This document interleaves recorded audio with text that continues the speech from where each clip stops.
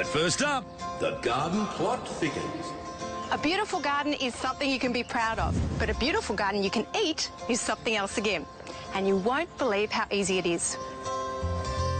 Hidden away amongst the suburban streets of Curran's Hill in Sydney's southwest is Toni Salter, aka the Veggie Lady.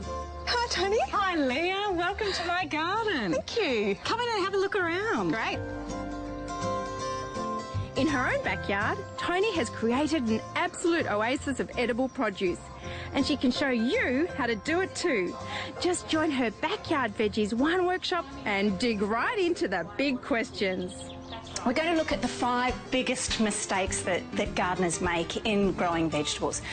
Can anybody tell me what some of those mistakes might be? Well, I should have thought overwatering. People go mad with the hose. Overwatering, yeah, definitely. A lot of people overwater their veggies. The focus of the workshop is organic, organic, organic, and how to use simple and natural techniques like companion planting to grow the best tasting veggies.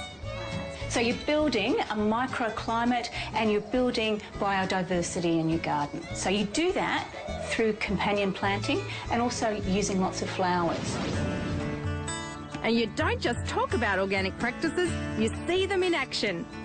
So one of the important principles of organic gardening is crop rotation. So crop rotation involves 4 different beds, whether you've got 4 different beds or 4 different pots or a combination of beds and pots.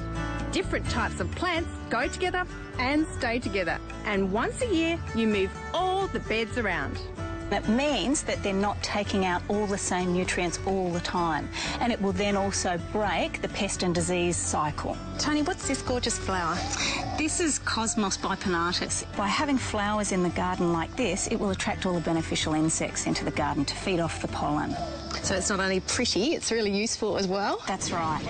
And, of course, you can't have an organic garden without a thriving compost heap. So do you rotate it regularly or do you just throw everything in and let it go? No, I turn it every week so that it gets aerated and that speeds up the decomposition process. I've got comfrey planted near the compost because this is a compost accelerator. So that's organic gardening. But what does the food taste like? Well, I'm about to find out.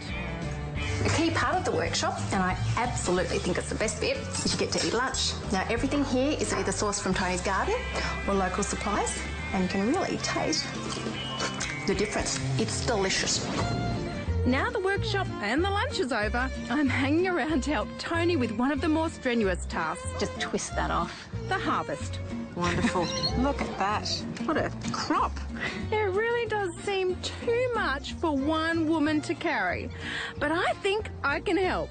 So, Toni, I've been so engrossed in the workshop, I've missed the shops. You don't mind if I help myself, do you? That's fine. My own bag.